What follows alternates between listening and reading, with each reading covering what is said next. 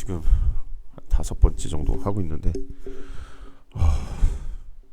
녹화 자꾸 끊겨가지고요. 지금 목 상태도 안 좋은데 지금 큰일이네요. 우선 뭐 되는 대로 하나라도 먼저 올려드리겠습니다. 원래는 최소 2개 먼저 올리고 좀 쉬었다가 올리려고 그랬는데 지금 중간에 계속 프로그램 오류가 나서 끊겨요. 혹시나 되게 짧게 올라가도 그냥 이해를 해주세요. 그 다음부터 연결해서 할게요. 너무 끊겨서 제가 이 상태로라면 제 목이 먼저 갈 것 같아요. 코로나에 처음 걸려가지고 지금 38도에서 39도까지 계속 왔다 갔다 하고 있는데 말이 안 나와요. 그래서 열이 계속 나니까 죄송합니다. 우선 죄송하다는 얘기 계속하네요. 계속 반복되니까 몸 상태를 제가 관리를 했어야 되는데 아무래도 연말이다 보니까 일정이 많아서 관리 계속 못하다 보니까 또 이렇게 다 끝나가는 코로나가 다 끝나가는 시점에서 제가 걸려버렸네요. 되게 힘드네요. 거의 일상생활이 안 돼요. 지금 약을 엄청 먹고 있는데 오늘 영화 그냥 보면 끝나는 거였는데 그렇다고 수업을 안 할 수는 없죠. 여러분들한테 죄송하긴 한데 간단하게 그냥 굳이 시간을 할애 안 해도 될 그런 내용으로만 할게요. 되게 아프네요 진짜. 열만 나다가 몸살로 오다가 지금 인후통에 귀가 아파가지고 되게 힘들어요. 저는 격리돼 있고 그런데 뭐 저희 애들만 안 아파도 와이프랑 괜찮은데 걱정이에요. 아직까진 저 빼고는 증상이 없어서 다행이긴 한데 아무튼 죄송하다는 말씀 다시 한번 드리고 시험은 따로 공지해드릴게요. 제가 오늘 시험 학교 업무는 오늘 다 처리를 해야 돼가지고 공지를 해드릴 거예요. 말씀드렸지만 그 과제물하고 비슷한 형식입니다. 비슷한 형식은 똑같아요. 근데 내용은 달라지겠죠. 오늘 문제도 만들어야죠. 문제는 아직 안 만들었습니다. 1시간 정도면 쓸 거예요. 뭐 보셔서 알겠지만 읽는데 한 20분? 대충 생각나는 대로 한 페이지, A4 용지 한 페이지 정도 분량 작성하는데 3-40분이면 되겠죠. 그래서 시험 시간 1시간 정도 할 거예요. 뭐 길게 해봤자 좋을 것도 없고 그쵸? 빨리 쓰고 다른 거 하면 공부하셔야죠. 가뜩이나 월요일인데. 그래서 우선 먼저 보겠습니다. 만취 미국 택시비 안 내고 사람 살려 기사의 주먹질. 만취 상태에서 택시기사 폭행을 했는데 이제 폭행 시점이 문제예요. 만약에 이 폭행이 운전을 하는 도중에 폭행을 했다면 지금 그렇게 보이진 않죠. 블랙박스 영상은 밖에서 보이는데 안에서부터 폭행을 했을 수도 있어요. 어딜 내리냐고 잡았는데 폭행을 했을 수도 있고. 근데 그거는 완전 정차한 다음에는 약간 얘기가 달라질 수 있는데 만약에 그 운전 중에 폭행을 했다면 예전에도 말씀드렸지만 운전자 폭행으로 폭처법에 처벌을 받습니다. 당연히 가중처벌을 받고요.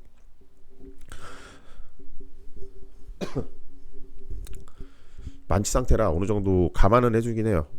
만취 상태인 걸 감안해 주는 경우는 별로 없는데 이거는 조금 감안을 해줘요. 아직까지는. 그 보통 이제 블랙박스 안에서 블랙박스로 녹음된 내용들이 있기 때문에 그 상황을 정확하게 인식할 수가 있죠. 나중에 사건 처리할 때. 그리고 만약에 혹시나 여러분들이 운전자 폭행으로 뭐 택시나 아니면 다른 사람 차량을 탔는데 운전자를 때렸다. 폭행으로 만약에 여러분들이 처벌을 받아야 된다. 운전자 폭행으로. 그러면 무조건 인정하세요. 당연히 인정해야 되겠지만 인정을 안 하면 중하게 처벌을 받을 수 있습니다. 인정을 하면 보통 뭐 다른 전과도 없고 뭐 동종 전과도 없고 뭐 그렇다고 하면 보통 벌금으로 끝날 가능성이 높아요. 그리고 정황상 이런 상황이 벌어질 수 있다. 그리고 아니면은 되게 경미한 운전자 폭행이다. 아니면 정말 죄를 뉘우치고 뭐 합의까지 봤다. 합의 안 본 경우도 가능하지만 기소유예가 나올 수도 있어요. 기소유예 나오면은 정말 다행이죠. 이런 뭐 폭행을 한 건 잘못인데 폭행한 부분에 대해서 상대방이 중하게 처벌받을 거라고 생각하고 그 무리하게 합의를 요구하는 피해자들도 있긴 해요. 그럴 때는 심각하게 고민을 해보셔야 돼요. 본인이 잘못한 거 맞죠. 잘못한 거는 뉘우치고 반성하고 상대방한테 사과하고 다 해야 되는데 그러지 않을 경우에 좀 고민을 해야 될 때도 있어요. 여기서는 택시비 안 내고 사람 살려 기사의 주먹질이잖아요. 뭐 여기에서 이제 관련된 게 쟁점이 여러 가지 생길 수도 있어요. 처음부터 택시비를 낼 의사가 없었다. 이러면은 사기가 될 수 있겠죠. 근데 만약에 뭐 가정적으로 여기에서 택시비만 안 내는 게 아니라 택시 기사의 어떤 재물이나 이런 거, 뭐 핸드폰일 수도 있고 이런 걸 훔쳐가요. 근데 뭐 택시 운전기사가 어디 가냐고 따라가요. 그래가지고 잡아요. 그 만약에 미군이 뿌리쳤어요. 그렇다고 하면은 중강도가 됩니다. 예. 절도를 하고 체포 면탈을 목적으로 해서 폭행 협박을 하면 중강도가 돼요. 그 어저께인가 그저께인가 15세, 12세 초등학생 포함해가지고 16세 3인조였나요? 4인조였나요?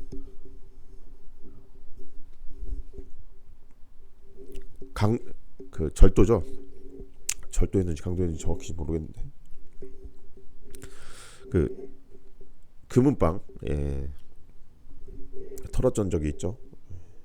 그 축법소년이어가지고 불구속되고 16세가 아마 구속되고 이런 것 같은데 금들죄라고 있어요. 금들죄. 뭐 여러분들이 쓰는 용어인지 모르겠는데 작년에서 하는데 금들죄라고 사건이 있더라고요. 올해였나? 기억이 안 나네요. 아무튼 나가면서 금 보여달라고 그러고 가지고 도망간 거예요. 그러니까 당연히 금방 주인은 잡죠. 그걸 뿌리쳤어요. 그러면 중강도가 된다고 그랬죠. 그러면 나머지 두 명은 망을 보고 있었어요. 밖에서. 망을 본 애들은 뭐가 될까요? 절도만 공모했다고 그러면 절도로만 처벌을 받을 거예요. 근데 체포 면탈의 목적을 같이 공모했다고 하면 중강도로 같이 처벌을 받을 거예요. 근데 중강도로 처벌 받을 가능성이 좀 높긴 해요. 중강도로 처음에 이제 뭐 당연히 절도만 공모하는 게도 잡히면 어떡할래? 뭐 이런 얘기도 당연히 왔다 갔다 했겠죠. 일반적으로 그러다 보니까 중강도로 기소되는 경우가 많아요. 예. 그렇습니다. 제가 지금 목소리도 그렇고 계속 물을 마시면서 하고 있는데 혹시나 좀 듣기가 좀 그러시겠지만 좀 이해를 해주세요. 최대한 노력하고 있는 거긴 한데 아무튼 다시 한번 죄송합니다. 그 다음 거 보면 이게 다른 게 아니라 일신전속적 권리가 뭐냐 뭐 이것 때문에 그런 건데 일신전속적 권리는 그 사람만 행사할 수 있는 거니까 그 사람만. 이게 1, 2심에서는 반대되는 의견이 있어요. 압류가 안 된다. 다 사용했다 뭐 이런 것도 있고 이용 같은 경우는 본인 아니면 다른 사람이 할 수는 없겠죠. 대신할 수가 없어요. 채권자 대의권이라고 있어요. 어떤 거냐면 여러분들이 만약에 A라는 사람한테 돈을 빌려줬어요. 1,000만 원을. 근데 A라는 사람도 B라는 사람한테 돈을 1,000만 원을 빌려줬어요. 근데 B가 안 갚아요. 그러면 A라는 사람한테 돈을 받는 방법이 뭐가 있을까요? 하나는 채권 양도를 받는 방법도 있겠죠. 뭐 직접 돈을 달라고 할 수도 있고 그 사람이 돈이 없다고 하면 내가 B한테 돈을 받을 테니까 B한테 있는 채권을 나한테 양도를 해라. 그래서 양도 양수 계약을 하고 통지를 하면 돼요. 그러면 그 다음부터는 A가 그러니까 본인이 추심을 하면 되겠죠. 근데 그런 게 아니라 이제 돈을 받긴 받을 것 같은데 내가 대신 행사하고 싶어요. 제 돈을 왜 안 받는지 이해를 못하겠다 막 이러면서 채권자 대의권이라고 해서 내가 A한테 청구할 수 있는 권리를 바탕으로 해서 A가 B한테 지급해야 되는 지급받을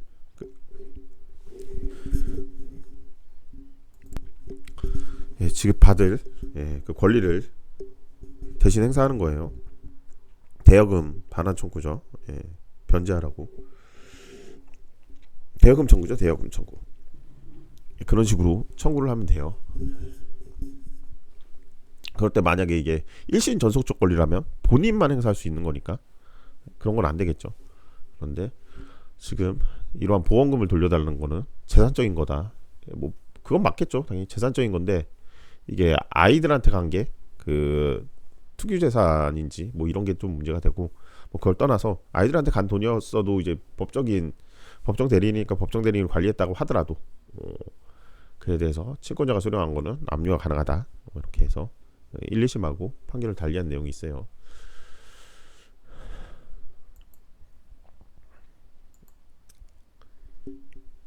참 많죠. 뭐 제가 몇 번 말씀드렸지만 성착취물, 이게 성착취물이 진짜 많더라고요. 예. 뭐 근래 피해자들 사건을 보면은 그 거짓말하는 거죠. 뭐 카톡이나 SNS나 뭐 DM이나 뭐 이런 거 어떻게 하는지 잘 모르겠지만 그런 식으로 이제 연락을 해요. 예. 게임할 때도 그렇고. 그리고 여자인 척을 해요. 여자인 척을 하고서는 이제 남자들한테 접근을 하는 거죠. 돈 줄 게가 아니에요. 거기서는 뭐 그러면서 이제 나랑 그 뭐 우리 뭐 만나자 뭐 그런 식으로 유도를 하면서 나 너가 좋다 뭐 이런 식으로.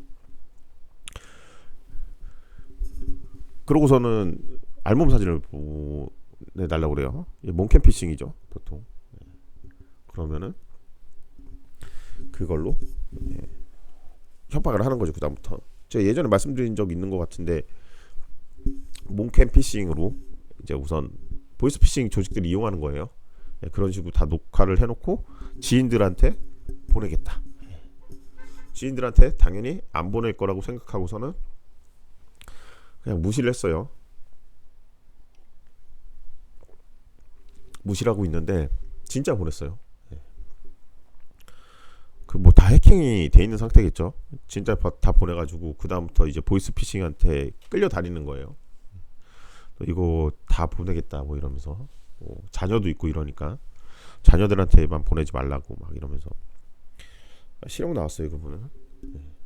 뭐 사정이야 뭐 그렇긴 한데 좀 많이 했어요. 열 몇 건인가 해가지고 3년인가 받았을 거예요. 금액도 좀 커가지고 뭐 정상 참작은 되겠지만 우선 노출 사진을 넘기면은 그 다음에부터는 본인이 감당이 안 되죠. 이걸 어떻게 쓸지 모르니까요.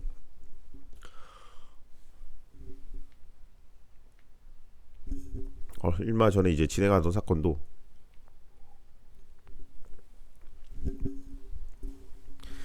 그 피해자가 이제 모르죠. 가해자가 누군지 모르는 상황이에요. 그래서 이제 노출 사진은 아니고 이제 만났어요. 네. 뭐 그런 식으로 유도를 했겠죠. 그래서 만났는데 그 유사강간을 당하고 남자인데 그리고 화장실에 끌려가고 뭐 그랬대요.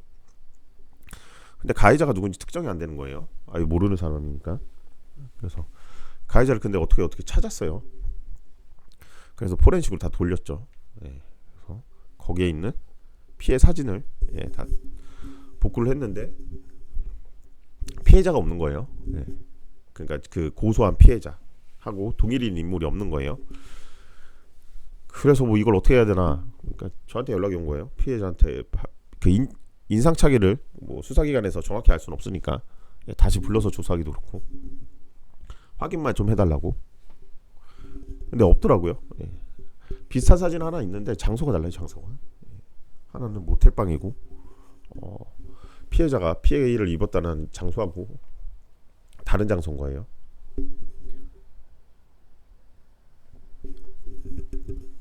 그러다 보니까 어쩔 수 없이 아마 지금은 그 뭐 핸드폰도 가안부되고 풀려났을 거예요. 특정이 안 되니까요.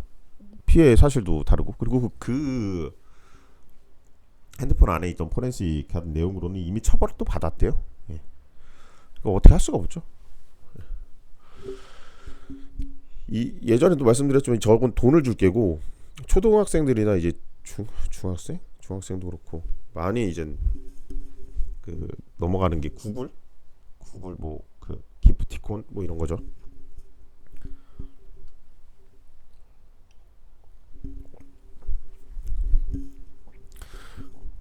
성착 뭐 엠번방 사건 이후로 성착취물에 대한 그 형량은 엄청 높습니다. 예. 기망행위나 뭐 이런 부분으로 착취를 내가지고 보통 합의도 안 돼요. 이런 사건은 당연히 당사자가 엄청 피해를 입었죠. 그러니까 정신적인 고통에서 벗어날 수가 없는 뭐 그런 상황에 보통 이르렀기 때문에 피해 회복이 안 되거든요. 실질적으로.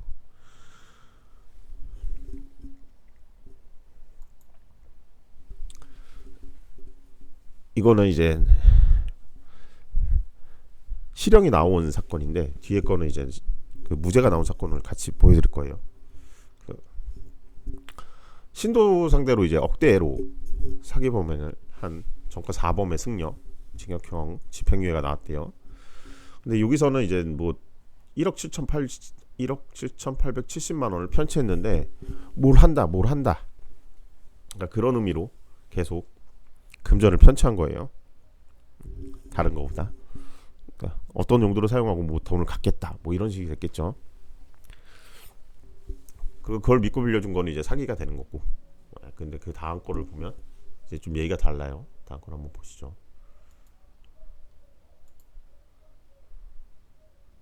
네, 죽은 사람을 극락으로 보내기 위한 종교 의식 가운데 하나가 바로 천도제인데요. 천도제를 주관한 대형 사찰 승려들이 사기 혐의로 재판을 받았습니다. 법원은 천도제 비용이 과한 측면이 있지만 통상적인 종교 행위를 벗어나지는 않았다면서 모두 무죄를 선고했습니다. 보도에 지환 기자입니다. 강원도에 있는 대형 사찰입니다. 부처님 정법을 계승한다는 뜻을 밝히며 20여 년 전 창건했습니다. 전국적으로 신도만 수천 명, 사찰은 특히 각종 천도제로 유명세를 치렀는데 이에 따른 금전적 피해 주장 역시 이어졌습니다.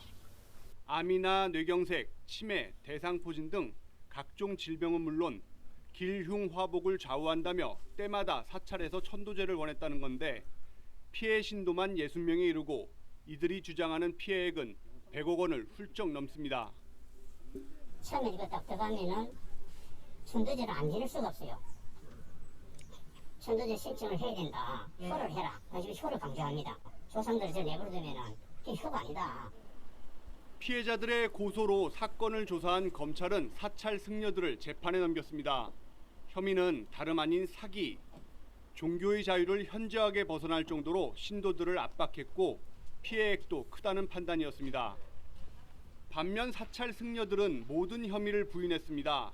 천도제 비용은 개인이 아닌 사찰이 받은 것이고 무엇보다 신도들이 원해서 치러진 종교 행위인 만큼 범죄 입증 자료 없이 처벌할 수 없다고 맞섰습니다. 사기다 아니다 치열한 유무죄 공방이 이어지며 1심 재판은 1년 4개월간 이어졌습니다. 검찰은 사찰을 창건한 전 주지 A씨 등 6명에게 징역 5년에서 7년을 각각 구형했지만 재판부는 이들 모두에게 무죄를 선고했습니다. 재판부는 피해자들이 주장하는 천도제 비용이 과다하긴 하지만 사기는 아니라고 봤습니다. 통상적이고 전통적인 관습을 어긋날 만큼 그런 종교 행위는 아니라는 판단이었습니다. 승려들이 천도제를 권한 건 맞지만 신도들을 속이지는 않았다는 게 1심 재판부 판단인데 사찰 측은 재판 이후 일부 고소인 진술에 근거해 종교 영역에 법의 잣대를 들이댄 것이라 주장하며 판결을 환영했습니다. 검찰은 판결문 분석 후 조만간 항소 여부를 결정하기로 했습니다. YTN 지환입니다. 예, 제 아는 지인분이 하신 사건인데 되게 뭐 이 사건만 아니라 사기가 뭐 주된 쟁점이긴 한데 명예훼손도 있고 뭐 여러 가지 쟁점으로 싸웠어요 계속. 그래서 천도제 이게 쟁점이긴 한데 글쎄요 이건 뭐 판단을 맡길게요. 법원은 저렇게 판단하는데 저렇게 판단할 만한 이유는 있긴 해요. 예. 금액의 차이긴 한데 저 절이 1년에 들어오는 그 금액을 따지면은 그 천도제 뭐 이런 부분하고는 전혀 별개로 해도 어마어마한 뭐 헌금이라고 해야 되나요? 절에는 시주라고 하죠. 시주가 맞나요? 맞는 것 같은데 그런 게 엄청나게 들어와요. 그러다 보니까 이게 크게 상관이 없어요. 어떻게 보면은 그런 것도 뭐 아니, 실질적으로 영향을 미친 거는 천도제를 하는데 본인의 의사, 그리고 천도제가 어떻게 보면은 그냥 종교적인 행위잖아요. 그걸 그렇게 볼지 안 볼지는 이제 판단의 문제인데, 그렇게 본다고 하면은 뭐 사기가 되기는 쉽진 않죠. 근데 천도제를 하면은 뭐가 생긴다 뭐 이런 식으로 해가지고 기망행위를 하면, 예, 그거는 좀 달라요. 근데 여기에서는 그런 게 글쎄요 없었던 것 같아요. 무죄를 선고한 거 보면 이런 판결도 있습니다. 천도제 한 번 하는데 몇 천만 원, 뭐 억 단위 이렇게도 뭐 지불을 한다고 하더라고요. 그래서 한번 보여드린 거예요. 여기 절이 되게 커요. 그리고 이거는 그 여러분들이 뭐 산재 제가 말씀드렸죠. 산재 사고 나면은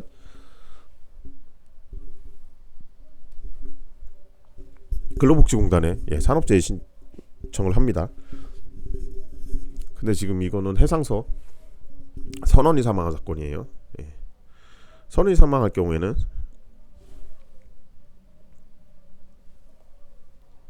어디로 해야 될까요?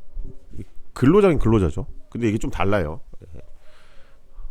어업을 하는 경우 선원 근로자 같은 경우에는 이걸 그 수협에서 담당을 해요. 그러니까 위탁을 맡긴 거죠.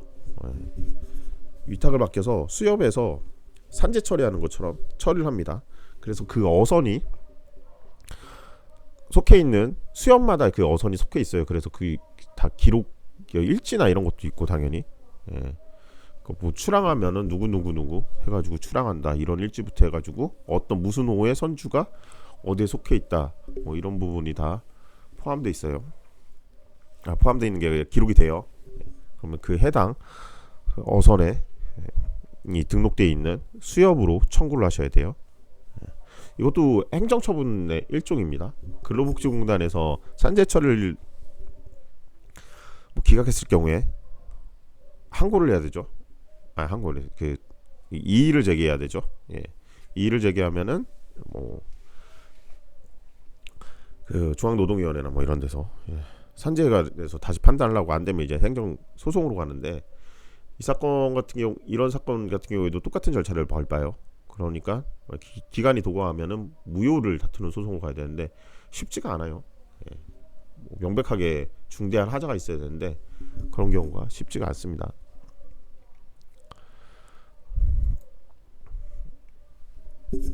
이거는 뭐 여러분들이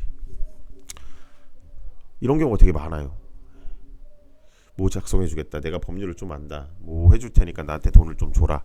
근데 이제 참 대단해요, 저런 사람들을.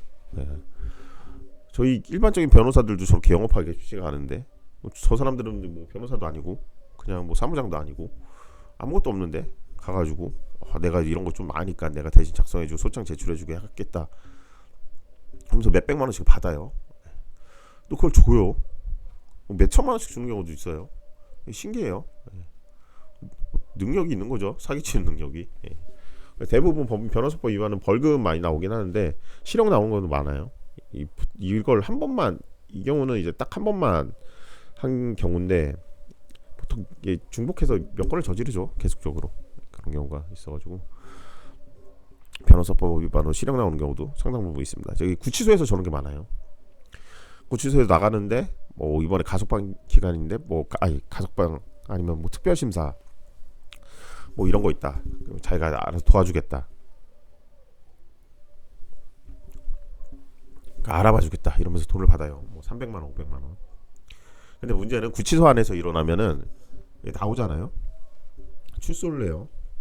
출소한 이후에 누번 기간이에요. 집행유예 결격사유예요. 고소를 하면은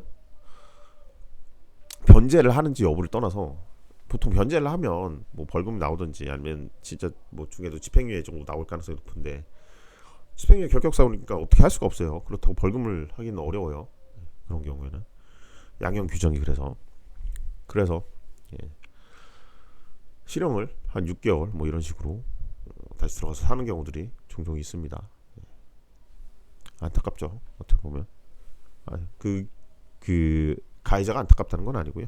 정계 사기 당하고 예. 실제 저희 그 사람들한테 도움을 받는 건 당연히 아무것도 없습니다. 일도 없습니다. 예. 이거는 보시 직장 내 괴롭힘인데 과태료가 부과된 사건이에요. 코로나19로 격리 중인 직원에게 상사가 출근을 지시하면 어떤 조치가 내려질까요? 완주군 체육회에서 벌어진 일입니다. 고용노동부는 직장 내 괴롭힘이라며 과태료 처분을 내렸습니다. 그런데 해당 단체 그리고 완주군 모두 별 문제 아니라는 식이어서 논란입니다. 정자윤 기자가 취재했습니다. 지난 7월 완주군 체육회는 코로나19에 감염돼 격리 중인 한 직원에게 출근을 지시했습니다. 지시를 받고 출근한 해당 직원은 당시 불안감을 호소하기도 했습니다. 오늘도 내가 갔잖아, 팀장님. 근데 약간 좀 불안하더라고. 신고하려나? 하고. 신고해. 그럴 수 있잖아. 내 격리 기간인데. 자가격리 마지막 날에는 감염력이 약해져 괜찮다며 출근 지시를 내린 인물은 바로 완주군 체육회장 이모 씨였습니다. 고용노동부는 해당 직원의 신고를 접수한 뒤 체육회장의 지시를 직장 내 괴롭힘이라고 판단하고 과태료 500만 원을 부과했습니다. 감염병 예방법에 따른 의무 격리 기간임에도 불구하고 출근 지시를 내린 것은 업무상 적정 범위를 넘어선 괴롭힘이라고 본 겁니다. 그런데도 체육회장은 당시 해당 직원이 코로나19에 걸린지도 몰랐다며 여전히 뭐가 잘못됐는지 모르겠다는 태도입니다. 나는 코로나 걸린지 어쩌는지 내가 넘어각시 내가 알 수도 없고 그래서 내가 회의영사 한번 보았으면 하겠다 그랬는데 그것이 잘못되었다고. 관할관청인 완주군의 태도 역시 논란입니다. 과태료 처분에도 불구하고 출근 지시는 체육회장 고유의 권한이라는 입장만 반복하고 있습니다. 직원들 복무관리 그래 좀 체육회장님이 계시니까 까지는 저희가 어떻게 뭐 직접적으로 컨트롤은 못하지만 그거는 뭐 별개 별도 법으로 이제 처리하면 될 일이고 말 그대로 그냥 주의 정도는 뭐 말로는 할 수 있겠지. 한편 스포츠윤리센터는 완주군 체육회장의 추가적인 직장 내 괴롭힘에 대한 조사에 들어갈 예정입니다. MBC 뉴스 정자영입니다.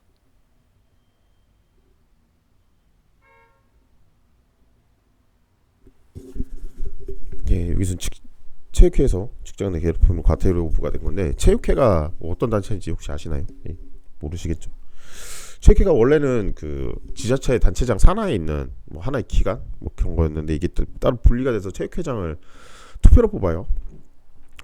저번부터, 그러니까 지금 하고 있는 체육회장부터 그렇게 바뀌었어요. 체육회가 이제 각 뭐 태권도나 뭐 유도 뭐 그 관장들 있잖아요. 이 협회가 있죠. 각 지역마다도 협회가 다 있습니다. 그런 이사들로도 구성돼 있고, 그래서 거기에서 대의원들도 뽑고 대의원들이 투표를 해서 선정을 합니다. 회장을 선출을 합니다. 생각보다 그 금전적으로도 상당히 많은 금액을 다루고 있긴 해요. 예산이 생각보단 커요. 그 산하 단체 뭐 야구단 뭐 이렇게 하긴 그렇지만 그런 축구 같은 거 이제 월드컵 기간이기도 하고 이런 것도 다 포함이 돼 있어요. 예산이 생각보다 큽니다. 그래서 그런 뭐 동호회 같은 것도 다 편입이 돼 있긴 한데 실질적으로 활동 안 하는 데도 되게 많긴 해요. 그래서 그걸 몇십 개 돼요. 몇십 개의 그 생활체육단체나 뭐 이런 데까지 다 포함해서 그 단체를 다 아우르는 지자체의 한 단체예요. 그러다 보니까 체육회장의 권한이 막강합니다. 생각보다. 인사권을 다 쥐고 있으니까요. 예전에는 시장이 했죠. 시장이나 도지사 죄송합니다. 그렇게 했는데 지금은 체육회장이 갖고 있으니까 그런 부분으로 아마 그래서 저런 부분을 뭐 좀 못하겠다 이렇게 하지는 어렵지 않았을까 뭐 이런 생각이 들긴 해요. 우선 첫 강의는 여기까지 하고 제가 되는 대로 몸 상태 괜찮아지는 대로 다시 올릴게요. 두 번째 강의를.